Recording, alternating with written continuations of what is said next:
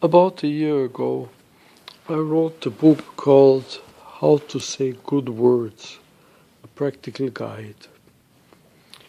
And then I tried to publish it and I wasn't successful. So I have decided that I will just read my book and put it on YouTube. Now, it's really a booklet, not a book. It can be comfortably read during a lunch break. So I'm going to just break it into a couple of sections and then put each one of those on YouTube as a separate part.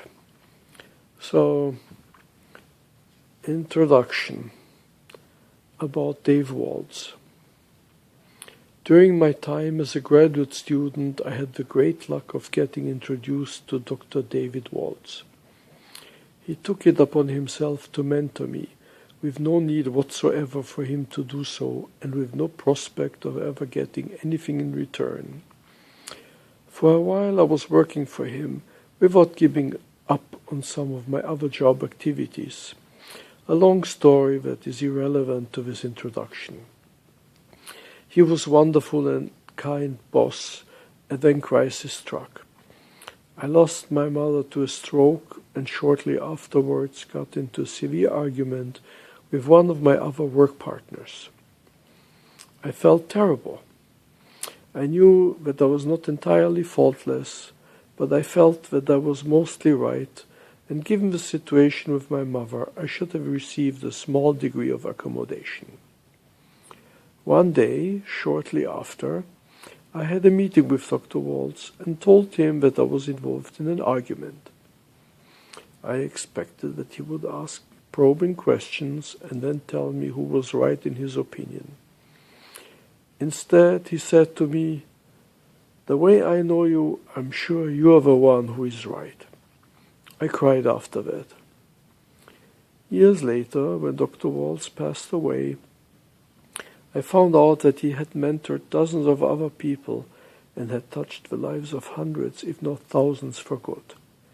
I had thought that I was special because he had made me feel that way, but it was he who was special.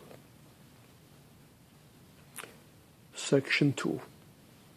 More about Dave Waltz. At the commemoration of the life of Dr. Waltz, I said the following. Dave had this unbelievable ability. If you said something to him, and you were thinking, what would be the nicest answer he could possibly give?